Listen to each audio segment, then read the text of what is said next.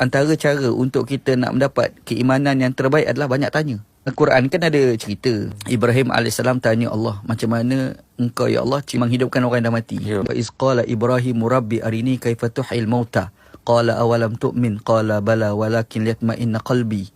Kan ayat Quran surah Al-Baqarah, ketika mana Ibrahim tanya kepada Tuhan kamu, wahai Muhammad, perlihatkan dengan mata kepala aku sendiri ya Allah, macam mana engkau hidupkan orang mati. Dan Tuhan tak marah.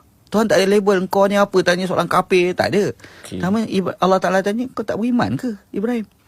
Ibrahim kata, beriman. Lepas tu, liyatma'inna qalbi, nak bagi hati aku tenang. Itulah kemuncak iman. Hati tenang. Mungkin satu masa Tuhan bagi jawapan kat kita. Sebab anda selalu cakap, orang zaman Abu Bakar As-Siddiq radhiyallahu an, bila sebut tentang roh, dia orang ni terima je. Tapi hari ni sebenarnya banyak isu-isu roh telah terbuka untuk kita. Contoh simple je. Kalau orang zaman Hang Tuah dulu, dia tengok orang pakai handphone hari ni, Hang Tuah kata apa agak? Dia kata gila dah perempuan ni. Kan? Kita duduk contohlah, kalau duduk sembang Hang Tuah lah, kita angkat telefon, sembang bomba-bomba, lepas tu habis buat apa? Cakap dengan kawan kat mana? Duduk kat Mesir. Gila ke apa? Ada satu benda macam kayu letak kat telinga bercakap. Zaman dia tak faham, kita faham. Menandakan alam ni Tuhan telah membuka banyak ruang-ruang untuk kita memahami ilmu. Kita selalu cakap ada benda tu jawapannya menggunakan akal, tapi ada satu lagi jawapannya adalah iman. Lebih pada tu mungkin satu masa nanti Tuhan bagi jawapan.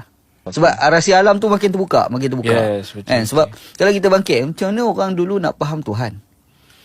Kita rasa zaman tu kalau orang percaya kau ni ajaib. Tapi hari ni sebenarnya kalau mempercayai Tuhan tu sudah tidak ajaib. Kenapa? Sebab kita sudah mempercayai internet. Internet kita hantar WhatsApp, tekan send, masuk handphone entah, tak masuk handphone entah. Betul tak? Dia tak tersilap tak termasuk handphone lain. Betul. Bahkan dia dah jadi isu undang-undang negara lah. Sampai kita tulis dalam WhatsApp, benda tu bercanggah dengan undang-undang, boleh didakwa dah. Maksudnya, benda tu macam mana? Huruf-huruf tu berjalan macam mana tu?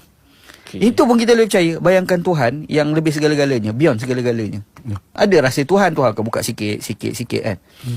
Mungkin satu masa nantilah kita tahulah. Bila sahabat Nabi tanya pada Nabi berkenaan roh, Allah Ta'ala bagi jawapan. Allah Ta'ala bukan kata kau tak faham. Tuhan tidak berikan kepada kamu kecuali sedikit. Maksudnya bagi. Dia buka sikit dia buka. Tu ialah ilmu.